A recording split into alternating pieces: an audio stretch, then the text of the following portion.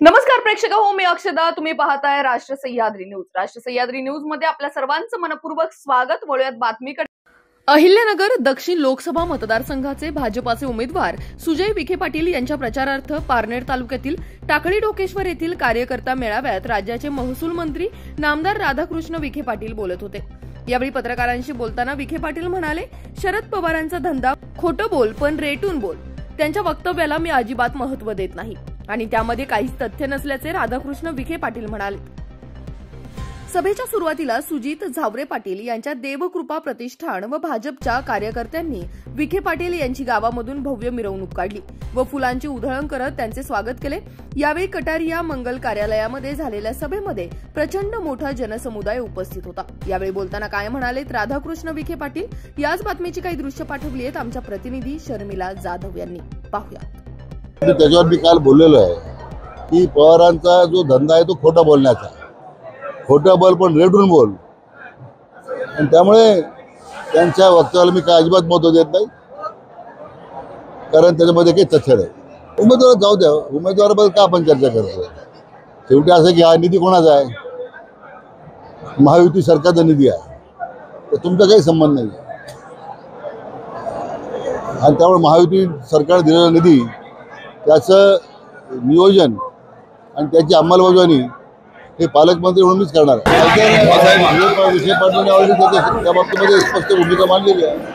जिल्ह्याच्या विकासाचे डॉक्युमेंट आम्ही आता प्रसिद्ध करतोय, आम्ही विकासनामा प्रसिद्ध करतोय आणि केलेल्या कामाचाही आम्ही लेखाजोखाचा जनतेसमोर मांडणार आहे.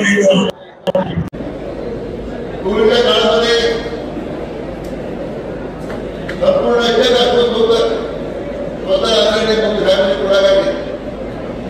निर्माण केली. आज आपला भारत देश देशाच्या जगाच्या पातळीवर एकमेव देश आहे की ज्यांनी आपल्या नागरिकांसाठी मोफत लसीकरण केलं. याचा आपण एक डोस झाला, दुसरा डोस झाला, दुसरा डोस झाला. मला वाटतं त्या काळामध्ये महाविकास आघाडीचं दरबंदी सरकार राज्यामध्ये होतं. लसीकरण 2 महिन्यामध्ये होतं आणि त्या प्राथमिक आरोग्य केंद्र बाहेर यांचे पुढे लागले. मोफत धान्य मोदी साहेबांनी दिलं, धान्य दुकानाबाहेर येते पुढे लागले. 2.5 वर्षाच्या कालावधीमध्ये मुख्यमंत्री घरात बसलेले, जिल्ह्यात मंत्री होते ते थंडावरच्या ठिकाणी गेलो. उद्धव ठाकरे एकच गोष्ट केली, काय की माझं कुटुंब तुमची जबाबदारी. जनता मात्र त्यांनी सांगायला पाहिजे होतं, तुमचं कुटुंब माझी जबाबदारी. आज दुरावस्था त्याच्यापासून झालेली आहे, दुरावस्था राष्ट्रवादी काँग्रेसची झालेली आहे. यामुळे झाली की लोकांच्यासाठी फक्त आश्वासनं द्यायचं, फुल बोलायला द्यायचं. प्रत्येक लोकांच्या पाठीमागे उभं राहण्याचं आलं तर राष्ट्रवादी काँग्रेस शरद पवारांच्यामध्ये आहे, उभाटामध्ये आहे, तर त्यांच्या मित्रमत सांगितलं.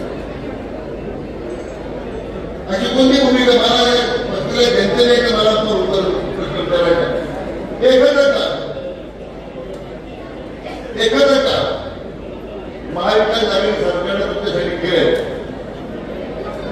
शरद पवारांनी केलं, उद्धव ठाकरेंनी केलं, जिल्ह्यामध्ये जे काही 3 मंत्री होते त्यांनी केलं. पिंपळगाव दोघांचाही पठार भागाच्या सुप्त सिंचन योजनेचं काम मी ती जबाबदारी घ्यायला तयार आहे. राजकारणामध्ये काही डॉक्टरांचे खेळ इथे लोकांच्या घुसावं.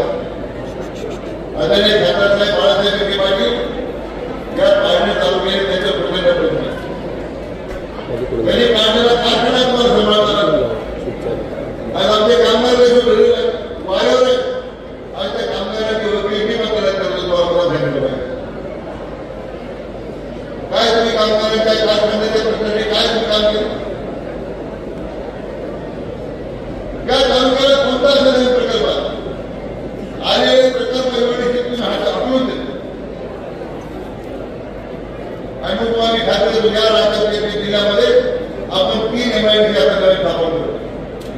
नगर करतोय त्याला 600 केंद्राने आपण बेलवडीला सुद्धा बेलवडीला श्रीमंत तालुक्यामध्ये मी प्रधानमंत्री म्हणून 30 वर्ष केलं आणि शिर्डीला जे आपलं साईबाबांचं तीर्थक्षेत्र आहे तिथे 500 केलेले आपण शिर्डीमध्ये 1700 एकर जमिनीमध्ये आपण एमआयडीसी स्थापन करतो.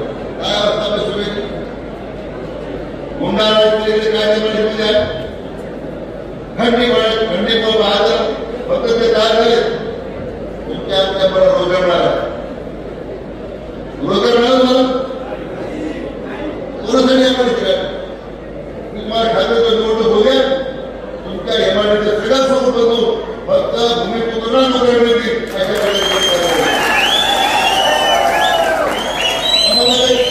आम्हाला ते कंटाळा घ्यायचे नाही आम्हाला भंगारा घ्यायचे नाही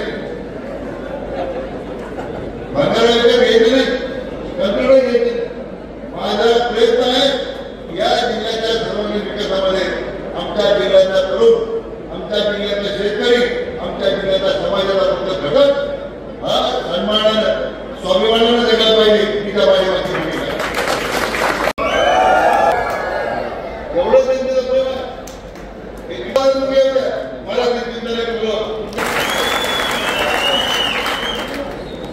मला खऱ्या अर्थाने आपण सांगितलं पाहिजे